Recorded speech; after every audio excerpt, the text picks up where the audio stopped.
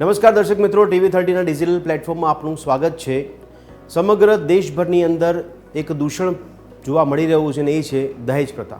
આ દહેજ પ્રથા છે એની પર પ્રતિબંધ છે, છતાં પણ કાયદા મજબૂત છે, છતાં પણ ભેટ સ્વરૂપે આ દૂષણ છે, આ પ્રથા છે એક અભિશાપ તરીકે સંપૂર્ણ દેશભરમાં વિસ્તરી રહી છે, ફૂલી ફાલી રહી છે।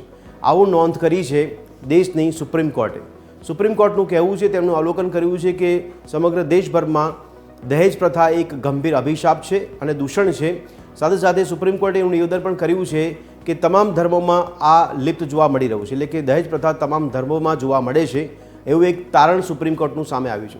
આને લઈને ચર્ચા કરવી છે કે સુપ્રીમ કોર્ટ દ્વારા જ્યારે નોંધ લેવામાં આવી છે ત્યારે ખાસ ટકોર કરવામાં આવી છે કે કાયદો મજબૂત હોવા છતાં, પ્રતિબંધો હોવા છતાં કેમ દહેજ પ્રથા ફૂલી ફાલી રહી છે। દહેજ પ્રથાને કારણે ઘણા બધા કેસો સમગ્ર દેશભરમાં નોંધાઈ રહ્યા છે। ઘણા એવા રાજ્યો છે જેમાં 2024ની અંદર તો 30થી 40% કેસોનો વધારો થયો છે અને સાથે સાથે દહેજની માંગમાં પણ રકમમાં પણ વધારો કરવામાં આવ્યો છે। ક્યાંક સરકારી નોકરી કરતા જે પુરુષો છે તેમના દ્વારા મોટી રકમ માંગવામાં આવે છે અને સાથે સાથે મોંઘીદાટ ગાડીઓ પણ માંગવામાં આવતી હોય તેવા પણ કિસ્સા પ્રકાશમાં આવી રહ્યા છે।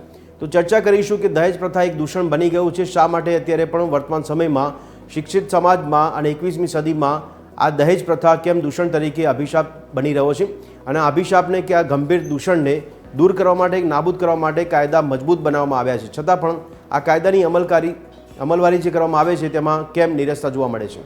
સવાલો ઘણા બધા થઈ રહ્યા છે અને રોકવા માટે, નાબૂદ કરવા માટે કેવા પગલાં ભરવાની જરૂર છે અને દહેજ માંગવાની પાછળ કેવા પ્રકારની માનસિકતા કામ કરી રહી છે તેને પણ સમજવાનો પ્રયત્ન કરીશું।